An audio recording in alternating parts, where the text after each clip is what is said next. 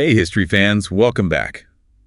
Ever feel like you're missing pieces of the puzzle when it comes to the ancient Israelites and how they came to claim Canaan? Yeah, it's a question we get a lot, and Yeah.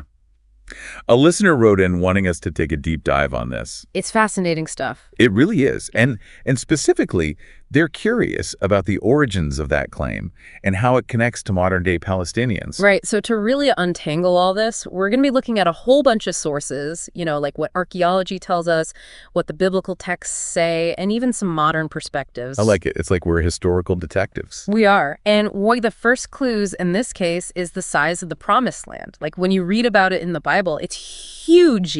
Right. Way bigger than what most people imagine. Yeah. It's not just a little patch of land. We're talking from Egypt all the way to the Euphrates River. That's like modern day Iraq. So that's a really important starting point for us. This giant territory, which was promised to Abraham and all his descendants, it includes a lot more than just Canaan. So the question is, why did history end up focusing so much on Canaan specifically? Why indeed? That's the mystery we're trying to solve today. But before we get to the Israelites' arrival, let's rewind the clock even further back. I'm talking way before the pyramids, to the time of the Canaanites. Right, we're talking like 9600 BCE. Oh, wow. These guys were already building cities that were like super advanced for their time. Really? Oh yeah, like way before the Egyptians were doing their thing. It's pretty amazing to think about how long they were thriving there. That's incredible. I had no idea they were that advanced. They were. Like, check out Jericho, for example. They found these giant walls and ramparts there, which tells us they had their act together.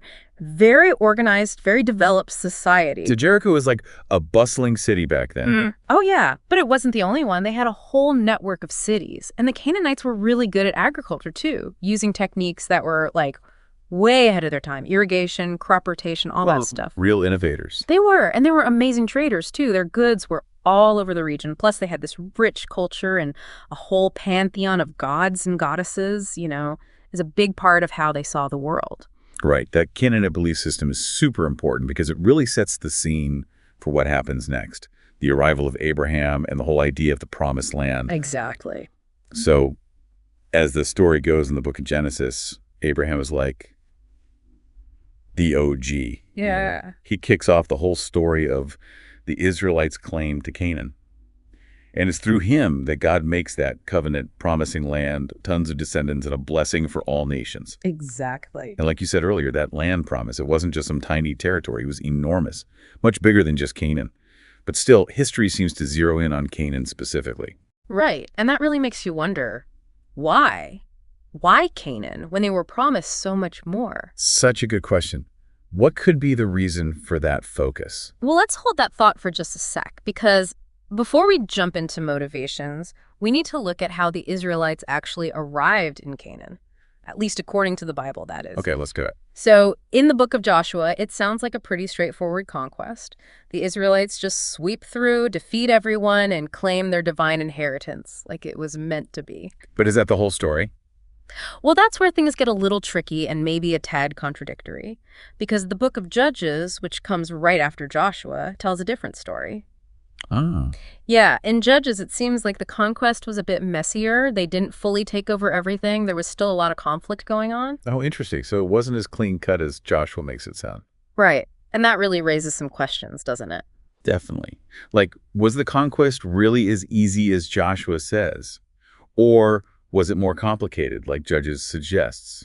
And could these different versions of the story be a clue to understanding why they ended up focusing on Canaan, even though the original promise was for a way bigger area? It's definitely possible. I mean, if the conquest wasn't as decisive as they claimed, they might have needed a better reason to explain why they were in Canaan in the first place. Right. Like maybe they had to emphasize their right to Canaan specifically, even within that larger promised land. It's something to think about for sure. Totally. So we've got this sprawling promised land, a thriving Canaanite civilization just doing its thing, and then the Israelites arrive with their own ambitions and claims. It's already a pretty tangled web, wouldn't you say? Yeah, it is. But now we got to add another layer, the connection to modern-day Palestinians. And that's where things are going to get really interesting. You got that right. Buckle up, folks. We're about to go even deeper into the ancient world.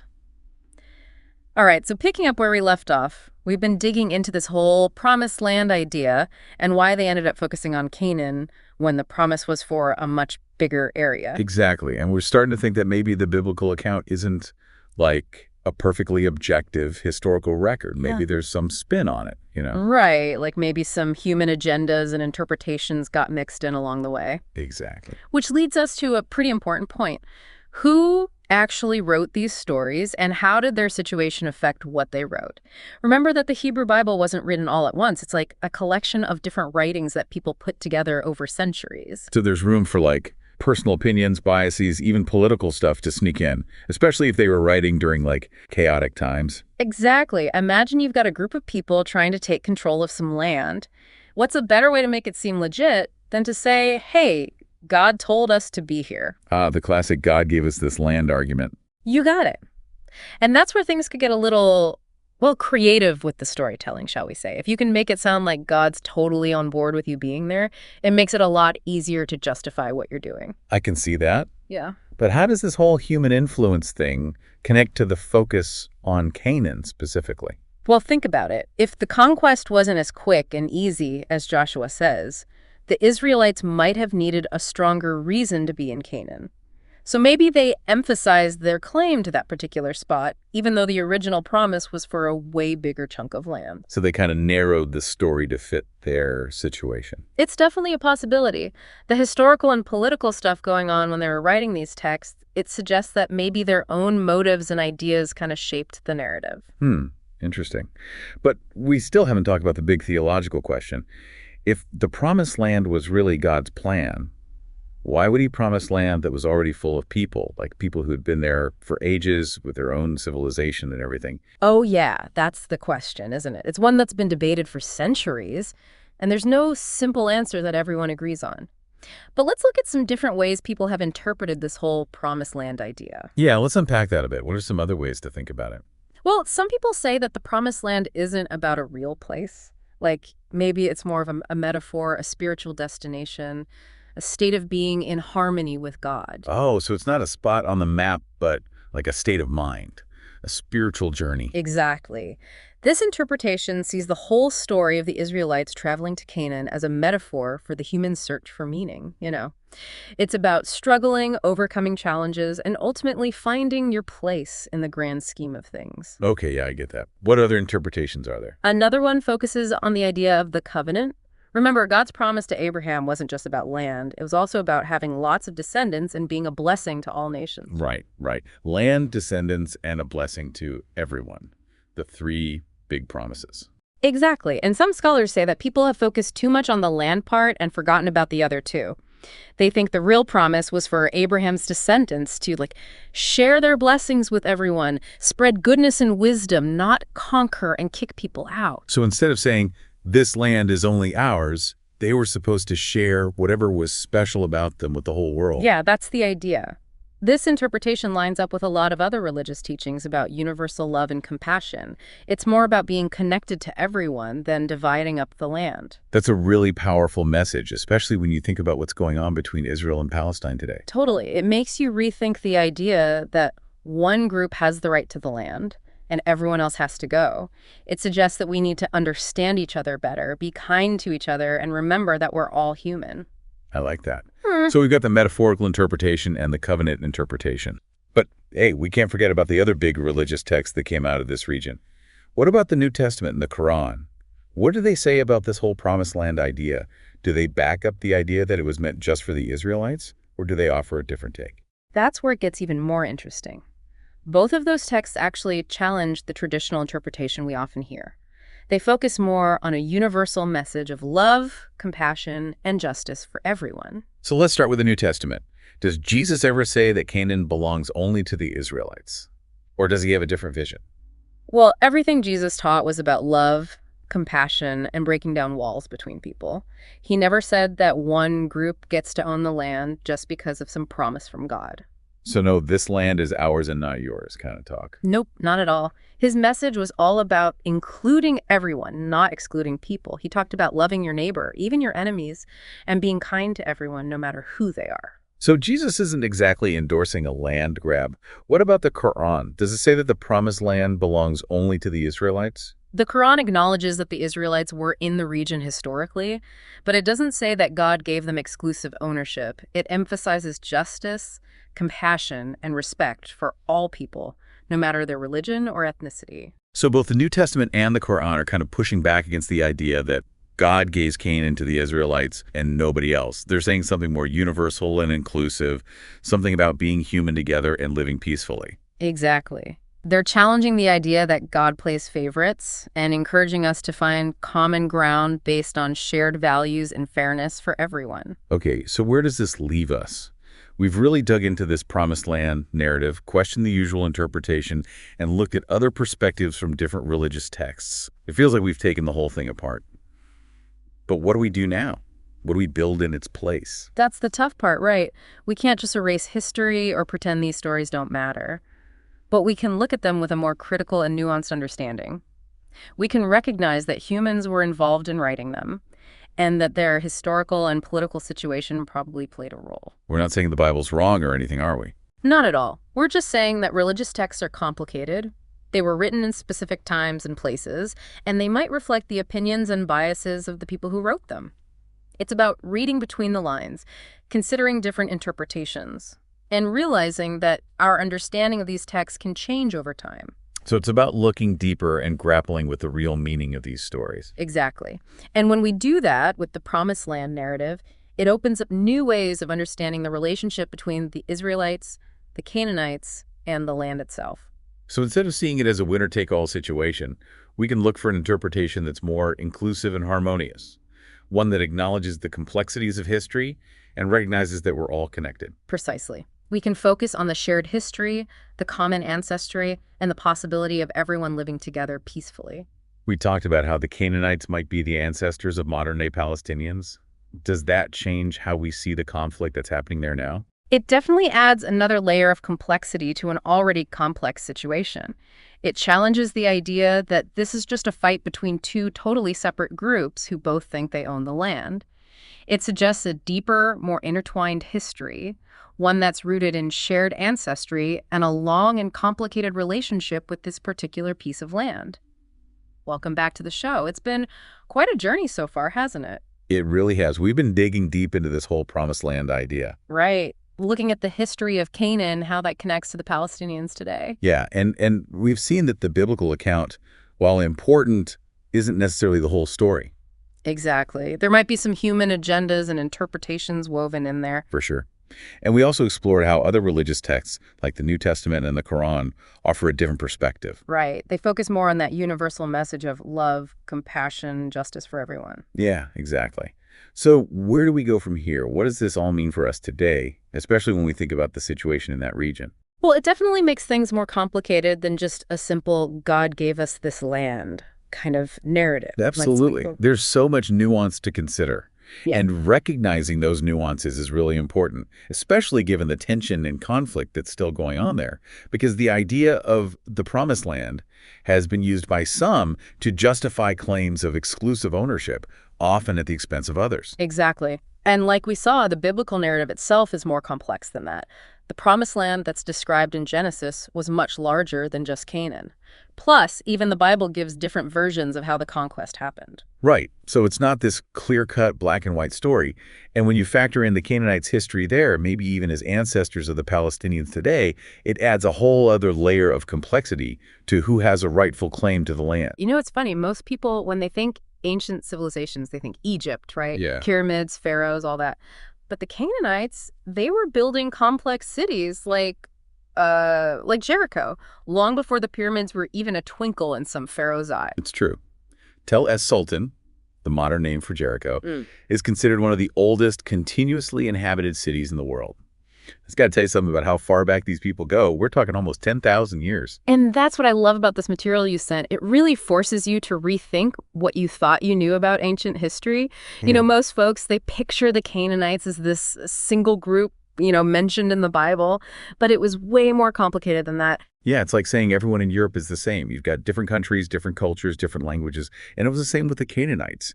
They were a collection of city-states and tribes spread across a huge area, what we now know as Palestine, Lebanon, parts of Jordan, and even into Syria. Absolutely. And understanding that diversity, it's crucial, right? It helps us avoid oversimplifying things, especially when you're looking at historical narratives that have been, used to justify all sorts of things over the years. Okay, so we've got this vibrant mix of people, the Canaanites, with this super long history.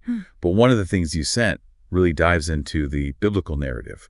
The story of Abraham, the Israelites coming to Canaan, that whole concept of a promised land. That's some heavy stuff, right? No doubt. And your source, it raises some interesting questions about the timeline. The Bible, it puts the Israelite conquest of Canaan around 1200 BCE. But as we've been talking about the archaeological evidence, it shows the Canaanites were there much, much earlier, thousands of years earlier. So how do we square those two accounts? Was it a peaceful migration? Gradual assimilation?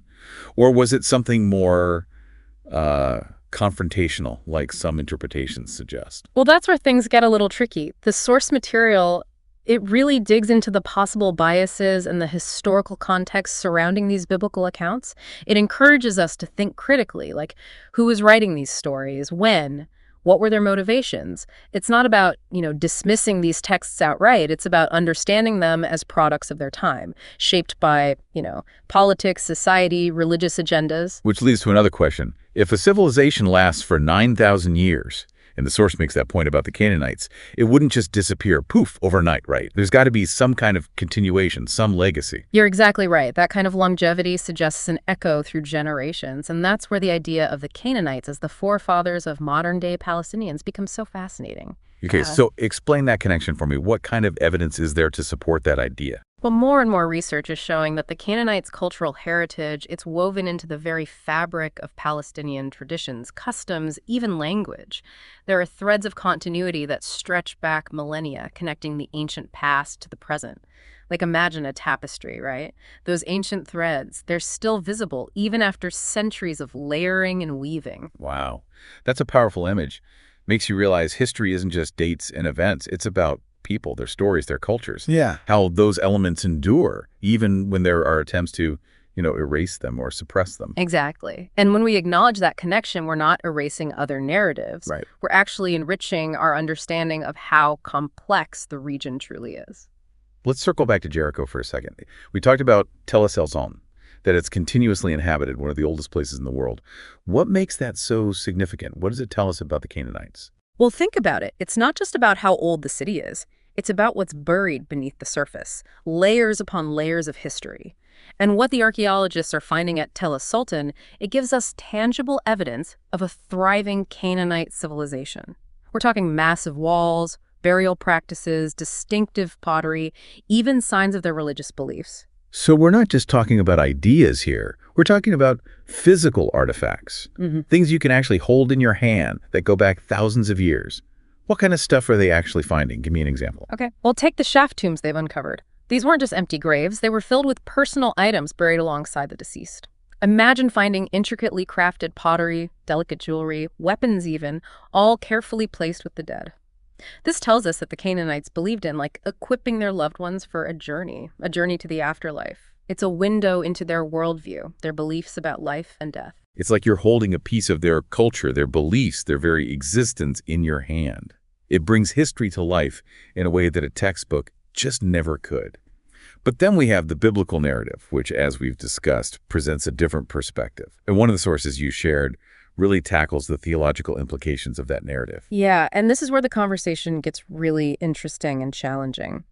The source, it delves into that idea of God promising land to one group, but at the expense of another. Raises some tough questions about justice, fairness, It asks us to consider whether certain biblical verses were meant to be taken literally or if they served a different purpose in their historical context. It's a tough concept to wrap your head around, especially for those who view these texts as, sacred, divinely inspired. How do you reconcile that idea of divine favoritism with those values of compassion and mercy that are so central to so many religions? That's a question that's been debated by theologians and scholars for, centuries, really. The source doesn't provide easy answers, but it does encourage us to look at these biblical accounts within their historical and cultural context, to consider alternative interpretations that prioritize those very values: compassion, mercy, a sense of shared humanity, rather than, justifying conquest or displacement. So it's about reading these texts with a critical eye, recognizing that they were written by humans with their own agendas, worldviews, and understanding that even within sacred texts, there can be multiple layers of meaning and interpretation. Exactly. And sometimes those interpretations can be used to support narratives that are, well, ultimately harmful or unjust. That's why it's so important to engage with these texts critically, to question our assumptions, and to, seek out those alternative perspectives. Speaking of biblical verses, one of the sources actually zooms in on some specific passages that are often cited to support that idea of a promised land, right? It mentions Genesis 12.7, 15.1 and 21, and 17.8, along with Exodus 3.8 and 6.4. You got it. Those verses are often at the heart of a lot of theological debate about, land ownership and historical claims. And your source, it poses this very provocative question. What if those verses weren't actually divine words? What if they were influenced by human authors with their own agendas, shaped by the political and social realities of the time they were written? Wow. That's a really interesting idea. It challenges us to rethink how we approach these texts, to acknowledge that there's potential for human bias, even within, scriptures. Yeah, and it opens up a whole new way of understanding those texts. Were these authors trying to, legitimize a conquest, justify certain actions, promote specific ideologies? These are questions worth exploring because by understanding the motivations behind the words, we gain a deeper understanding of the texts themselves. It's like peeling back the layers of history, revealing those complexities, contradictions, the things that often get missed when we accept narratives at face value. And it reminds us that history, it's rarely straightforward. It's a tapestry woven from multiple threads, each with its own story to tell. And that's where language, the study of language, becomes so important. You see, language isn't just about words. It's about culture, identity, a whole way of seeing and understanding the world. Okay, I'm with you.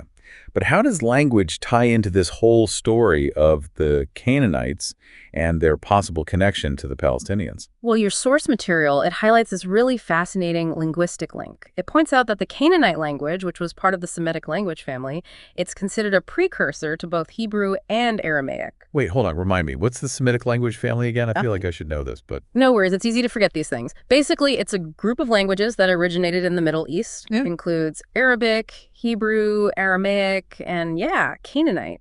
So we're talking about a deep linguistic connection that goes back, like way back. So the languages spoken in that region today, they have roots that go all the way back to the Canaanites. That's wild. It is. And the source, it argues that this linguistic connection, it offers even more evidence of the Canaanites' enduring legacy, like their language, their way of communicating, even their thoughts and ideas.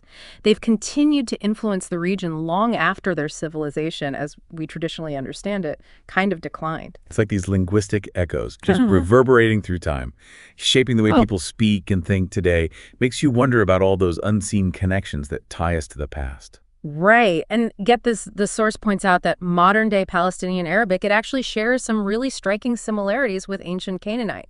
We're not just talking about theoretical connections, but actual words and phrases that have survived, for thousands of years. That's amazing. It's like finding linguistic fossils embedded in the language spoken today. It must be like a treasure hunt for linguists and historians. Oh, absolutely. They can trace the evolution of language, see how words have changed and adapted over time, and really gain a deeper understanding of how cultures have interacted and influenced each other. And it underscores a point we made earlier, right? The Canaanites didn't just vanish. Their legacy, it lives on in the languages spoken in the region today, in those cultural practices, in the very fabric of Palestinian identity. It's a reminder that history isn't just about, kings and queens and wars. It's about the everyday lives of people, their languages, their stories, and how those elements, they can endure even when someone's trying to, erase them, Yeah, got it. And that brings us to, a kind of sensitive but important topic, cultural appropriation. Yeah, that's heavy stuff. Yeah. But it's something the source addresses head on, right? Yeah. Especially when we're talking about the Canaanites and their connection to the Palestinians. Yeah, and for good reason. Because when we talk about the Canaanites as the possible forefathers of the Palestinians, it kind of bumps up against those attempts to erase history, to rewrite it, to fit certain narratives, Okay, help me understand this. What do we mean by cultural appropriation in this context? Well, in this case, it's about those attempts to claim or co-opt the history and heritage of the Canaanites, but for purposes that often exclude or marginalize the Palestinians. It's a way of disconnecting them from their own ancestral past. So we're talking about like rewriting history to fit a particular agenda, often a political one. Exactly. And the source actually gives some examples of this. It mentions how some try to portray the Canaanites as this completely separate and distinct group from the Palestinians, almost as if they have no connection to the land or its current inhabitants. That's like saying the ancient Romans have nothing to do with modern-day Italians. It just doesn't make sense. It's absurd, right? And these attempts to rewrite history, they have real-world consequences. By erasing or downplaying that potential Canaanite connection to the Palestinians, it becomes easier to justify claims to the land based on other narratives. It's easier to dismiss Palestinian history and culture, to tell stories that devalue their presence and their claims. It's like a way to undermine their connection to the land, weaken their claim, their sense of identity. Precisely. And that's why this source you sent, it's so important. It pushes back against those attempts at cultural appropriation. It provides a more, grounded, evidence-based account of the Canaanites and their possible connection to the Palestinians. It's about reclaiming history, giving voice to those who've been silenced, and recognizing that continuity of culture and heritage that stretches across generations. But it's not about saying that cultures are static or frozen in time, right? Cultures evolve, they change, they interact, they influence each other. Right, that's a crucial point. The source acknowledges that cultural exchange and influence are going to happen. Cultures evolve, they adapt, they take on elements from other cultures. It's a natural process. So there's a difference between, natural cultural exchange and those deliberate attempts to erase or co-opt someone else's history for political gain. Big difference. And that distinction, it's critical, especially when you're dealing with a region as complex and as contested as this one. So when we talk about the Canaanites and their possible connection to the Palestinians, we need to be aware of those power dynamics. Who's telling the story? Whose voices are being amplified? And whose perspectives are being, marginalized or silenced? I couldn't have said it better myself. It's not just about what happened in the past. It's about how those events are being interpreted and used in the present. What are they being used to support? It reminds me of that quote, history is written by the victors. But through archaeology, through linguistics, by really examining those traditional narratives, we can start to uncover those hidden stories, those silenced voices. And maybe, just maybe, we can contribute to a more balanced and truthful understanding of the past. You've hit on something really important. It's about acknowledging that history is messy. It's complex. There are multiple perspectives.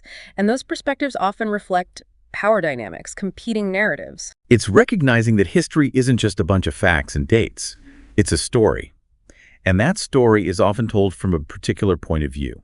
And by seeking out multiple perspectives, by listening to those voices that have been marginalized, silenced, we can start to build a more complete and a more nuanced understanding of the past. Exactly. It's about challenging those dominant narratives, asking critical questions, and seeking out evidence from a variety of sources. And sometimes those sources can be found in the most unexpected places, like the language people speak, the artifacts they leave behind. Speaking of artifacts, I know one of the sources you sent, it goes into detail about the archaeological evidence found at Tel Sultan and other sites in the region. It talks about finding pottery shards, bronze weapons, tools, even clay tablets with Canaanite writing on them. These discoveries, they seem to challenge some of those traditional interpretations of the region's history, don't they? Absolutely. They provide tangible proof of a sophisticated and thriving Canaanite civilization that existed long before that time period that's often associated with, the Israelite conquest. It's like these artifacts, they're giving voice to the Canaanites, allowing them to tell their own story, a story that's often been, overlooked or overshadowed by other narratives. And that story, as we're seeing, it's a story of resilience, adaptability, cultural continuity. It challenges those simple narratives, and it forces us to rethink our assumptions about the past and how it's connected to the present. Okay, let's talk about those artifacts. What about the pottery shards? I understand they date back to the early Bronze Age, which would put them around 3000 BCE. That's way before the traditional timeline for the Israelite conquest. Exactly. And those pottery shards, they're not just random broken pieces of clay. They're often decorated with intricate designs and motifs that are, specific to Canaanite culture, like little pieces of art that give us a glimpse into the aesthetic sensibilities of the people who made them, their artistic skills. It's like holding a piece of their culture, their creativity, their very essence in your hand. And what's even more remarkable is that they're found in layers of earth that predate that period that's traditionally associated with the Israelites. It challenges that whole notion that the Canaanites were, a primitive people, undeveloped. These artifacts, they tell a different story. A story of skilled artisans, complex social structures, and a vibrant cultural heritage that thrived for centuries. Like the archaeological evidence is pushing back against that narrative that's been told for so long, a narrative that's often been used to justify certain claims and actions. It reminds us that history is not always what it seems. There are often multiple layers to the story, and those layers can be revealed through, careful examination and a willingness to question our assumption. And it's not just pottery. The source mentions they found bronze weapons and tools that tell as Sultan II, also dating back to the early Bronze Age. What can you tell me about those? Well, these bronze artifacts, they're another piece of the puzzle. They show us that the Canaanites weren't only skilled artisans, but they were also pretty technologically advanced for their time. They could produce sophisticated weapons and tools, things that were essential for, their survival and for developing as a society. They were farmers, metal workers, traders. They had this complex and dynamic culture that was really interwoven with the land and its resources. We're not just artistically talented, but technologically savvy, too. They weren't just getting by. They were innovating, thriving. Yeah.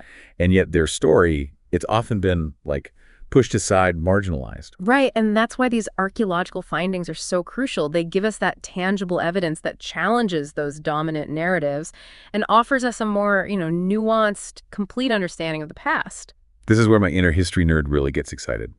It's like a detective story, piecing together those clues from the past to, uncover the truth. And the source mentions another clue. Clay tablets with Canaanite writing on them. Now, this is where things get really interesting. Oh, yeah. These clay tablets, they're like ancient documents. They give us a glimpse into the Canaanites' thoughts, beliefs, daily lives, like windows into their world, their language, their culture. It must be incredible for researchers to be able to, decipher those ancient writings. Cracking the codes, unlocking those secrets from the past. It is. And what's so cool about these written records is that they provide firsthand accounts, written by the Canaanites themselves. It's not filtered through some other culture's lens or, historical narrative. Or hearing their voices directly, reading their words, connecting with them on a much more personal level. It makes them human in a way that those traditional accounts often don't. You get it. And those voices, they tell us that the Canaanites were a literate, sophisticated people, capable of complex thought, communication. They had their own systems of writing, their own literature, their own unique ways of expressing themselves. So not just skilled artisans, metal workers, but literate too, capable of recording their history, their ideas. It's a far cry from the image that's often presented of them. Totally. And it challenges that notion that they were somehow primitive or backward. The evidence shows us something much more nuanced, much more complex. And we're just starting to see that picture emerge as we dig deeper into the archaeological record. And one of the points the source makes is that this is just the beginning. There's so much more out there to discover, so many sites that haven't even been excavated yet, so many secrets still waiting to be revealed. It's true. Archaeology is a process. It's ongoing. And as we keep digging, keep analyzing the evidence, who knows what we'll find? We're likely to uncover even more fascinating insights into the Canaanites, their culture, their history, and their legacy, which continues to this day. It's exciting to think about what the future holds, what new discoveries are waiting for us, and how those discoveries might challenge our understanding of the past and how it connects to the present. It is, and I think that's one of the most powerful things about archaeology. It has the power to rewrite history, to bring those hidden truths to light, and to give voice to those who've been silenced for far too long. It's about reclaiming the past and giving it back its rightful place in our collective memory. And by doing that, maybe we can create a more just and equitable understanding of the world today. I couldn't agree more. It's about recognizing the complexities of history, challenging those dominant narratives, and embracing the richness and diversity of human experience. It's amazing how archaeology can make the past feel so alive, And one of the things that really struck me from your source material is how it emphasizes that the Canaanites, they weren't just passive bystanders. They weren't just swept aside by history. Totally. They were innovators, creators. They shaped their world. And they left a legacy that we can still see today. It's almost like their fingerprints are all over the region, you know? That's a great way to put it. Their innovations, their contributions to different fields, they really show how ingenious and adaptable these people were. Okay, give me some examples. What kind of innovations are we talking about here? Well, the source, it credits them with developing some pretty advanced agricultural techniques. Things like irrigation systems, crop rotation, those were game changers, especially in a region that's often struggled with, water scarcity. Yeah, that makes sense. Yeah. Having reliable ways to manage water to keep the soil fertile, that's essential, right? Not just for survival, but for building a whole civilization. Exactly.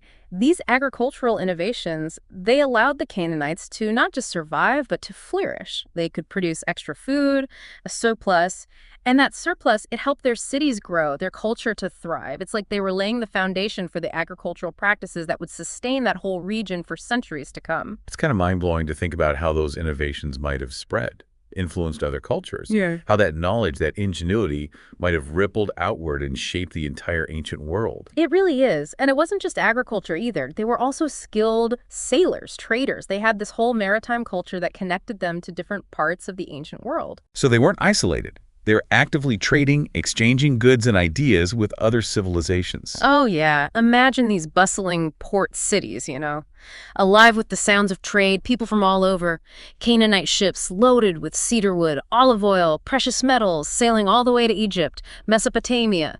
They weren't just getting by, they were thriving, connecting the ancient world through commerce. It makes you wonder about the stories those sailors could tell, the places they saw, the people they met.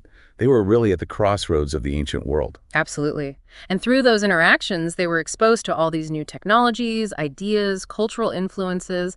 They absorbed and adapted while also sharing their own innovations and perspectives. It was a vibrant exchange, one that enriched the whole region. A reminder that cultures don't just exist in a vacuum, right? They're constantly evolving, adapting through these interactions and exchanges. Precisely. And speaking of cultural achievements, we can't forget about the Canaanites' contributions to art and architecture. All right. We talked about the pottery styles earlier. What else can you tell me about their artistic legacy?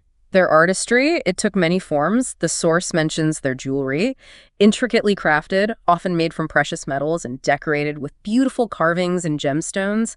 Imagine, delicate gold necklaces with these tiny figurines that represent their gods and goddesses, or rings engraved with symbols of their beliefs. It's incredible. It's amazing to think that some of those pieces might still be around today, hidden away in museums or private collections, these tangible connections to that ancient world. Oh, there are some amazing pieces that have been preserved. They allow us to see the Canaanites' artistic skill, their aesthetic sense, and their architecture. It was just as impressive. The source mentions those massive walls of Jericho, a marvel of engineering for that time. Yeah. We talked about those walls earlier. It's hard to imagine how they built something like that without modern technology. Right. It really shows their ingenuity, their organizational skills. Building something on that scale, it would take an odd ton of planning, coordination, manpower. And those walls, they weren't just about defense, were they? They were symbols, weren't they? Symbols of the city's strength, wealth, cultural identity.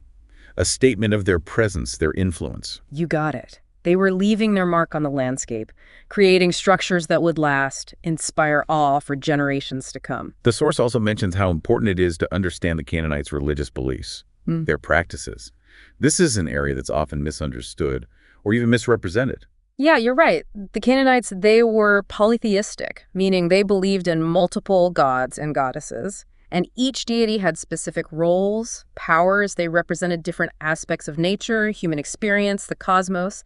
And their beliefs, they were woven into everything, every part of their lives. So it wasn't just about rituals or ceremonies. Their beliefs, the influence their agriculture, their social customs, their whole understanding of the world around them. Absolutely. Their worldview, it was holistic. It was part of everything they did, everything they were. And as the source points out, those beliefs were often misunderstood by other cultures, sometimes intentionally distorted to fit certain narratives. It's a reminder that we have to be careful when we're trying to understand the beliefs of other cultures. It's easy to misinterpret, even demonize what we don't understand. It is. The Canaanites' religious beliefs and practices, they were just as valid, just as meaningful as those of any other culture. And they played a huge role in shaping their society, their identity, their understanding of the world. It's interesting to think about how those beliefs might have evolved over time, how they might have influenced other religions in the region. The source actually mentions that some scholars believe there are connections between Canaanite beliefs and practices and, those of later religions, including Judaism and Christianity. This idea of a shared religious heritage, a kind of cultural cross-pollination that goes beyond time and cultural boundaries. It reminds us that religions aren't static, They're not isolated. They evolve, they interact, they adapt, they borrow and integrate ideas. That's it. It's this complex, fascinating tapestry. And it challenges us to look beyond our own beliefs and recognize that shared humanity that connects us all, across cultures throughout history. This deep dive, it's been an amazing journey. From the ancient walls of Jericho to the intricacies of language, religion, cultural exchange, we've explored the innovations, the challenges, the enduring legacy of the Canaanites. And I think one of the most important takeaways here is that the Canaanites, they weren't just some footnote in history. They were a complex, dynamic people who left a mark on the world that can still be felt today. Their story is still being written as we discover new evidence and reinterpret their place in history. And by acknowledging their story, their achievements, their possible connection to the Palestinian people, we can start to understand the complexities of this region in a much deeper way. It's about recognizing that interconnectedness of past and present, culture and identity, the many threads that weave together the fabric of human experience. Thank you so much for sharing these amazing sources with me and for joining me on this journey through time and knowledge. It's been my pleasure. And to you, our listener, we encourage you to keep exploring, keep questioning, keep digging deeper. The past is never truly gone. It lives on in the stories we tell, the connections we make, and the understanding we seek. Welcome to today's deep dive. We're going to be going way back in time today, like thousands of years. Archaeology, history, even a little theology, all about the Canaanites. And trust me, this isn't just some dry history lesson. You shared some really fascinating material on these folks. Yeah, it's funny. Most people, when they think ancient civilizations, they think Egypt, right? Yeah. Pyramids, pharaohs, all that. But the Canaanites, they were building complex cities like Jericho, long before the pyramids were even a twinkle in some pharaoh's eye. It's true. Tel es Sultan, the modern name for Jericho, is considered one of the oldest continuously inhabited cities in the world. I've got to tell you something about how far back these people go. We're talking almost 10,000 years. And that's what I love about this material you sent. It really forces you to rethink what you thought you knew about ancient history. Most folks, they picture the Canaanites as this single group, mentioned in the Bible, but it was way more complicated than that. Yeah, it's like saying everyone in Europe is the same. You've got different countries, different cultures, different languages. And it was the same with the Canaanites. They were a collection of city-states and tribes spread across a huge area, what we now know as Israel, Palestine, Lebanon, parts of Jordan, and even into Syria. Absolutely. And understanding that diversity, it's crucial, right? It helps us avoid oversimplifying things, especially when you're looking at historical narratives that have been used to justify all sorts of things over the years. Okay, so we've got this vibrant mix of people, the Canaanites, with this super long history. But one of the things you sent really dives into the biblical narrative. The story of Abraham, the Israelites coming to Canaan, that whole concept of a promised land. That's some heavy stuff, right? No doubt. And your source, it raises some interesting questions about the timeline. The Bible, it puts the Israelite conquest of Canaan around 1200 BCE. But as we've been talking about the archaeological evidence, it shows the Canaanites were there much, much earlier, thousands of years earlier. So how do we square those two accounts? Was it a peaceful migration, gradual assimilation, or was it something more confrontational, like some interpretations suggest? Well, that's where things get a little tricky. The source material, it really digs into the possible biases and the historical context surrounding these biblical accounts. It encourages us to think critically, like who was writing these stories, when, what were their motivations? It's not about, dismissing these texts outright. It's about understanding them as products of their time, shaped by, politics, society, religious agendas. Which leads to another question. If a civilization lasts for 9,000 years, and the source makes that point about the Canaanites, it wouldn't just disappear, poof, overnight, right? There's got to be some kind of continuation, some legacy. You're exactly right. That kind of longevity suggests an echo through generations, and that's where the idea of the Canaanites as the forefathers of modern-day Palestinians becomes so fascinating. Okay, so explain that connection for me. What kind of evidence is there to support that idea? Well, more and more research is showing that the Canaanites' cultural heritage, it's woven into the very fabric of Palestinian traditions, customs, even language. There are threads of continuity that stretch back millennia, connecting the ancient past to the present. Like imagine a tapestry, right? Those ancient threads, they're still visible even after centuries of layering and weaving. Wow. That's a powerful image.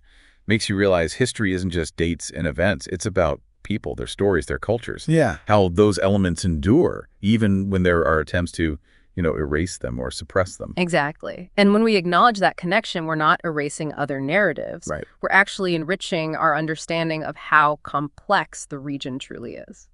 Let's circle back to Jericho for a second. We talked about Tel el-Zon, that it's continuously inhabited, one of the oldest places in the world. What makes that so significant? What does it tell us about the Canaanites? Well, think about it. It's not just about how old the city is. It's about what's buried beneath the surface, layers upon layers of history. And what the archaeologists are finding at Tel el-Sultan, it gives us tangible evidence of a thriving Canaanite civilization. We're talking massive walls, burial practices, distinctive pottery, even signs of their religious beliefs. So we're not just talking about ideas here. We're talking about physical artifacts, things you can actually hold in your hand that go back thousands of years. What kind of stuff are they actually finding? Give me an example. Okay, well, take the shaft tombs they've uncovered. These weren't just empty graves. They were filled with personal items buried alongside the deceased. Imagine finding intricately crafted pottery, delicate jewelry, weapons even, all carefully placed with the dead. This tells us that the Canaanites believed in, equipping their loved ones for a journey to the afterlife. It's a window into their worldview, their beliefs about life and death.